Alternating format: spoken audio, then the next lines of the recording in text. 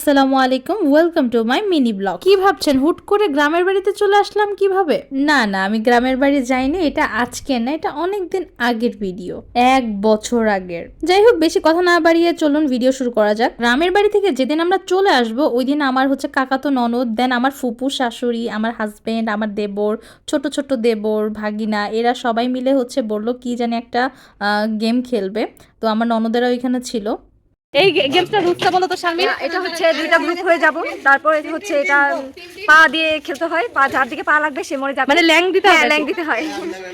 ল্যাং দিয়ে খেলা, দেখি কে জিতে। দুইটা গ্রুপ। শুনতেই তো পেলেন, 2 গ্রুপে মিলে খেলাটা খেলতে হয়। এটা আমি আগে কখনো খেলিনি। আর এই ছোটটা হচ্ছে আমার ভাসুরের ছেলে, অনেক পাকামো করে, একদম অনেক হই হুল্লোড় করে সবাই মিলে অনেক মজা করে খেলাটা এনজয় করছিল। আর আমি ভিডিও করছিলাম, আমার খেলতে ইচ্ছে করছিল না, আর অনেক গরমের সময় ছিল।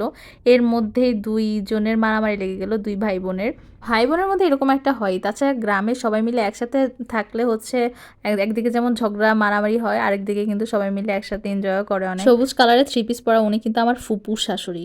ওনাকে দেখে বোঝা যায় ওই বাচ্চাদের সাথে উনি কিভাবে মিশে একদম খেলা করছে, দেখতেই পাচ্ছেন। উনি কিন্তু আমার ফুপুর শাশুড়ি, বোঝাই যাচ্ছে না। সবাই মিলে একসাথে অনেক মজা করছিল, আমার দেখে ভালোই লাগছিল। এদিক দিয়ে আমার দেবরের লুঙ্গিটা প্রায় খুলেই যাচ্ছিল। আমি গেলে কারা কারা এরকম বিভিন্ন ধরনের গ্রুপ খেলা খেলেন আমাকে জানাবেন কিন্তু কমেন্ট করে। আর ওই সময়টা ছিল প্রচণ্ড রোদ। এই যে আমার হাজব্যান্ড, আমরা সেদিন ঢাকায় চলে যাব দেখে সবার কাছে বিদায় নিতে গিয়েছিলাম, এমনি ওরাও খেলা শুরু করে দিল। যাই হোক, আমার শাশুড়ি আম্মুর কাছ থেকে বিদায় নিয়ে আমরা যাচ্ছি হচ্ছে আমার ননাসের বাসায়। ওখান থেকে বাসে উঠে আমরা চলে যাবো। আর এই যে হাসি, কি হাসি! এটা হচ্ছে আমার যা, আর এটা হচ্ছে আমার জায়ের ছেলে। আমার হাজব্যান্ডের জন্য ওয়েট করলাম। দেন আমার শাশুড়ি যে দাঁড়িয়ে আছে, আমরা একটু টাটা বাই বাই দিয়ে এখন যাচ্ছি হচ্ছে আমার ননাসের বাড়িতে। এখান থেকে ওনাদের কাছ থেকে একটু বিদায় নিয়ে দেখা সাক্ষাৎ করে আমরা চলে যাব হচ্ছে ঢাকা।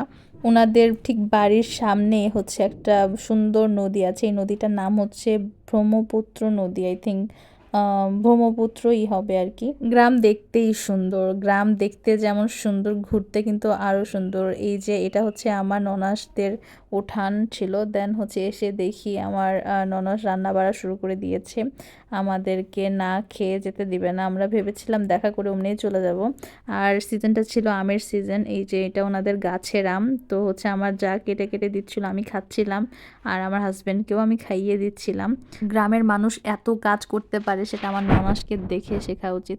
এই যে কাজ করছে একদিকে, একদিকে ওনার নিজের দেশি মুরগির আর কি ডিম সিদ্ধ করে দিল আমাদেরকে। দেন খাওয়া দাওয়া শেষে আমরা আর একটু ঘুরে ফিরে দেন আমরা মানে ঢাকার উদ্দেশ্যে রওনা দিব।